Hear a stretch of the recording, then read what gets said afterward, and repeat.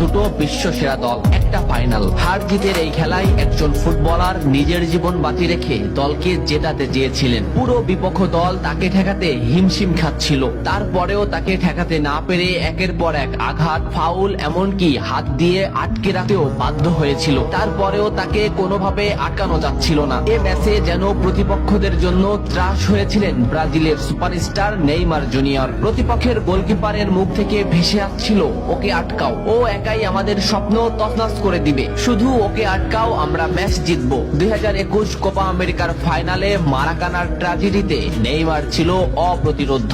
স্মৃতির পালে হাওয়া দিয়ে চলুন দেখি এ ম্যাচে নেইমার প্রতিপক্ষদের জন্য কতটা দুর্বিষহ ছিল। এক অসাধারণ স্কিল দিয়ে ম্যাচটা শুরু করেন নেইমার। লো সেলসোর মাথার উপর দিয়ে এক অসাধারণ ড্রাবলে বল নিয়ে নেইমার বিপক্ষ দলকে বুঝিয়ে দিলেন যে এই ম্যাচটি হবে নেইমারময়। এই মোমেন্টটা লক্ষ্য করুন, মাঝ মাঠে বল, ক্যাসিমিরো নেইমারকে বল দিল। এই মোমেন্টে পিছন থেকে দি বল, সামনে থেকে আর্জেন্টিনার আরেকটি খেলোয়াড় সরাসরি নেইমারের পায়ে ট্যাকেল করলো। এভাবেই চলতে থাকে ম্যাচ। ম্যাচের 12 মিনিটে নেইমারের উপর যে আক্রমণ চলছে তার কিছুটা প্রমাণ মেলে। প্রতিপক্ষের খেলোয়াড়রা নেইমারের ব্যান্ডি ছিঁড়ে ফেলে, নেইমার সেটা রেফারিকে দেখায়। ম্যাচের 15 মিনিটে আবারও নেইমার বল নিয়ে সামনে আগাচ্ছে, কিন্তু আর্জেন্টিনার একটি খেলোয়াড় তাকে সরাসরি পায়ে ট্যাকেল করে, মাটিতে গড়িয়ে পড়েন তিনি। এত কিছু করেও নেইমারকে তারা আটকাতে পারছিল না। ম্যাচের এই মোমেন্টটা লক্ষ্য করুন, লেফট সাইড থেকে বল টেনে নিচ্ছে নেইমার। এই মোমেন্টে নেইমারকে ঘিরে আসছে প্রতিপক্ষের 4টি খেলোয়াড়। দুটি খেলোয়াড় সরাসরি নেইমারকে পায়ে ট্যাকেল দিলেন,